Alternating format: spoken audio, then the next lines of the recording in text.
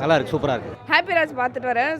சூப்பராக இருந்துச்சு படம். அப்பா சென்டிமெண்ட் நல்லா பண்ணியிருக்காங்க, சூப்பராக இருக்குது. ஃபர்ஸ்ட் ஹாஃப் ஃபுல்லாக காமெடி, செகண்ட் ஹாஃப் இந்த ஃபேமிலி ஃப்ரெண்ட்லியாக சூப்பராக இருந்ததுண்ணா.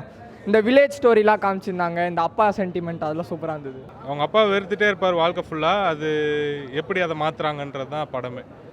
லவ் படம் கிடையாது, அந்த மாதிரி படம் தான். அது லவ் ஒரு போர்ஷன், அவ்வளோ. பாட்டு அதான் சொன்னேன், மியூசிக்கு கொரியோ எல்லாம் சூப்பராக இருந்தது. ஆக்டிங்கு எல்லாம் நல்லா இருந்துச்சுண்ணா, காமெடியும் வரணும் எல்லாம். அப்பா மகன் 2 பேருமே வந்து பார்க்க வேண்டிய ஒரு மூவி இது. கண்டிப்பாக ரொம்பவே எமோஷனலாக நல்லா கொண்டு போயிருக்காங்க. செம்ம என்டர்டெயின்மெண்ட், செம்ம ஜென்சி லவ், செம்ம ஒரு ஃபாதர் லவ்னா என்னன்றது எழுந்து போயிடாதீங்க டில் தி எண்ட். ஏன்னா என்ன எப்போ நடக்கும்னே சொல்ல முடியாது. ஸோ கண்டிப்பாக வந்து பாருங்கள். ஹாப்பி ராஜ் ரொம்ப இமோஷ்னலாக ஹாப்பியாக நான் வந்துட்டு சொல்கிறேன். And captain of the ship அப்படின்னு பார்த்தா நம்ம மரியா சார் தான் சொல்லணும். பயங்கரமாக நடிச்சிருந்தாரு.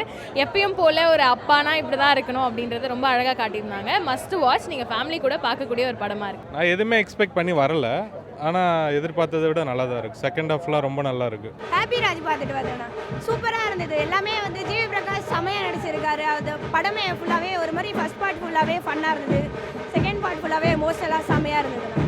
ஸோ மியூசிக் ரொம்ப நல்லா இருந்துச்சு. ஜிவியோட பெர்ஃபார்மன்ஸும் ரொம்பவே சூப்பராக இருந்துச்சு. மரியம் சாஜோட அவரோட ஆக்டிங் சும்மா சொல்லவே கூடாது.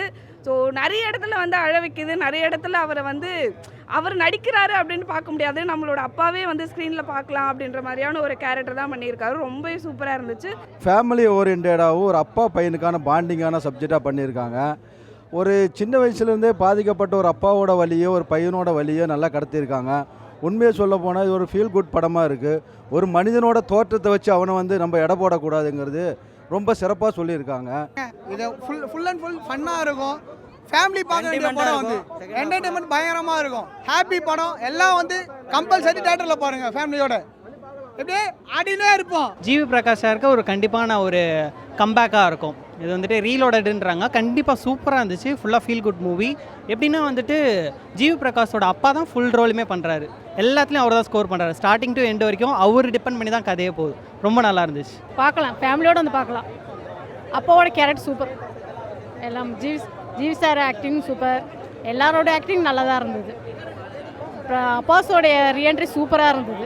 அவர் ஃபாதராக நடிச்சு ரொம்ப நல்லா இருக்கு. பார்க்கலாம், எல்லாரும் வந்து பார்க்கலாம், ஃபேமிலியோடு வந்து பார்க்கலாம். நல்லா இருந்துச்சு. ஃபர்ஸ்ட் ஹாஃப் விட செகண்ட் ஹாஃப் படம் ரொம்ப சூப்பராக இருந்தது.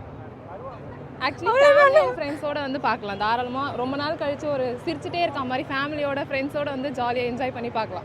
இந்த படத்தை பொறுத்த வரைக்கும் நீங்கள் காமெடி இதுன்னு பார்க்காம ஒரு ஃபேமிலி ஓரியன்டாக அப்பா பையனுக்கான பாண்டிங்கும் ஸ்கூல் பசங்களோட உணர்வுகள்லேருந்து நீங்கள் படத்தை பார்க்கணும். உண்மையாக வந்து நல்ல ஒரு படமாக இருக்குது. புரியல, சாங்ஸ் எல்லாமே சூப்பராக இருந்துச்சு ப்ரோ. ஃபுல்லாக வைபாக தான் இருந்துச்சு. ஃபர்ஸ்ட் ஹாஃப் ஃபுல்லாகவே ஒரு மாதிரி ஜாலியாக போகும். செகண்ட் ஹாஃப் ஃபுல்லாக எமோஷ்னலாக இருக்கும். ரொம்பவே நல்லா இருந்துச்சு. எல்லாமே டீட்டெயிலிங், சின்ன சின்ன டீட்டெயிலிங் வரைக்கும் எல்லாமே பண்ணியிருந்தாங்க. கிளைமேக்ஸ் செகண்ட் ஹாஃப் நல்லா இருந்துச்சு. படத்தில் நிறைய சீன் காமெடி நல்லா ஒர்க் அவுட் ஆயிருந்துச்சு. நிறைய சீன் சிரிக்கிற மாதிரி இருக்கு. எனக்கு எமோஷனல் சீன்ஸ் ரொம்ப நல்லா இருந்த மாதிரி இருந்தது. படத்தில் செம்மையாக இருக்கிறதே அந்த எமோஷனல். லாஸ்ட் ஒரு 15 to 20 minutes செம்மையாக இருந்தது. இந்த படத்தில் மெயின் வந்து ஹைலைட்டாக வந்து ஜார்ஜ் அண்ணா உண்மையிலே சிறந்த அப்பா. நிச்சயமாக அவருக்கு தான் இந்த கிஃப்ட்டு வாங்கிட்டு வந்தேன். அவர் வரல. உண்மையிலே சொல்கிறேன், ப்ளே பாய் அப்பா. புரியுது நான் சொல்கிறது? ப்ளே பாய் அப்பா. கிராமம் ஜெயிச்சுதா நகர்ப்புறம் ஜெயிச்சுதா இதுதான் கேள்வி. ஆனால் கிராமம்தான் ஜெயிச்சுது. அந்த விட்டு கொடுக்குற தன்மை அதுதான் ஜிவி பிரகாஷுடைய அப்பா ஜார்ஜ். இந்த படத்தில் முக்கியமாக என்ன தெரிஞ்சிக்க வேண்டியதுன்னா, கோட்டு சூட்டு நம்ம எல்லாரும் இப்போ ரீசெண்டாக போடுறாங்க. ஆனால் அந்த வெள்ளை வேட்டி, அந்த தரமான சீர்வரிசை கொண்டு வராங்க தெரியுமா? பலாப்பழமோ தாரை, வாழைப்பழம் தாரை எடுத்து வந்து கொடுக்குறாங்க தெரியுமா? அந்த கோட்டு போட்ட மனுஷனுக்கு அங்கே அவன் தோத்துட்டான். அந்த வெள்ளை வேட்டி தான் ஜெயிச்சுது. அந்த கிராமம் தான் ஜெயிச்சுது. கிராமம்னா அந்த இருக்கிற பண்பாடு, அந்த உடைய கலாச்சாரம், அந்த உடைய பணிவு, அந்த மனித நேயம் எல்லாமே ஜெயிச்சுது. ஜார்ஜ் அண்ணனுடைய பலமான அந்த கேரக்டர் தான். ஸோ எல்லாருமே வந்து படத்தை வந்து தேட்டரில் வந்து பாருங்கள். ரோகிணியில் தொடர்ந்து இட்டு குத்துனேங்கிறாங்க. என்னன்னே தெரியல. நானும் வர ஏதோ ஒரு ஏதோ ஒன்று பண்ணுவாங்க நானும் எதிர்பார்க்குறேன். தமிழ் இண்டஸ்ட்ரி வந்து அடுத்த லெவலுக்கு போயினுக்கிறாங்க. ஒவ்வொரு டேரக்டரும் ஒவ்வொரு ஃப்ளேவர் கொடுக்குறாங்க. Hats off to mister Maryan அவர். ஓகேங்களா? ஜார்ஜ் மரியான் சார் அவர் ரோல் பண்ணியிருக்காரு. ஜிவி சார் கலக்கியிருக்காரு. ஆக்ட்ரஸ் அவங்க கௌரிபிரியா மேம் சூப்பராக பண்ணியிருக்காங்க. அதிர்ச்சி அருண் அவர் ரோல் பண்ணியிருக்காரு. மதுரை முத்து சார் அவர் ரோலும் சூப்பராக பண்ணியிருக்காங்க. ஓவராலாக படம் பிளாக் பஸ்டர். குடும்பத்தோடு வந்து பாருங்கள். செகண்ட் ஹாஃப்லாம் பயங்கரமாக எமோஷனலாக டச் ஆகிருக்கு. ஃபர்ஸ்ட் ஹாஃப் ஃபுல்லாக காமெடி. பயங்கர இந்த ஜென்சிக்கு ஏற்ற மாதிரி படம் பயங்கரமாக இருக்குங்க, ஹிட்டு. மரியம் ஜார்ஜ் நல்லா நடிச்சிருக்காப்புல. எப்போ அவர் சொல்லவே வேணாம், அவர் நல்லா நடிப்பார். இந்த படம் பார்த்தீங்கன்னா அவர் தான் கதையை தூக்கி நிறுத்துறாரு. அவரோட நடிப்பு தான் இங்கே பெருசாக பேசப்படும். நீங்கள் யார் பார்த்தீங்கனாலே உங்களுக்கு தெரியும். படம் உண்மையாக நல்லாயிருக்கு. ஃபஸ்ட் டைம் பண்ணுறதால அவரும் சூப்பராக பண்ணியிருக்காரு. டைரக்டர் நல்லா பண்ணியிருக்காரு. மற்றபடி சூப்பராக இருக்குது படம்.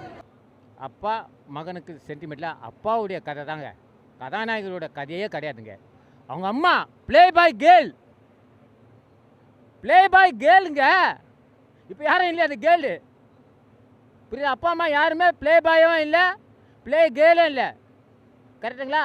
50 வயசானாலும் சரி, 60 வயசானாலும் சரி, எப்பவுமே அப்பா வந்து ப்ளே பாயாக தான் இருக்கணும். இதுதான் என் தாழ்மையான கருத்தை. எனக்கு அப்பா அம்மா கூட தான் பிறந்தேன், ஆனால் எங்கள் அப்பா அம்மா இழந்துட்டேன். இதுதான் உண்மை.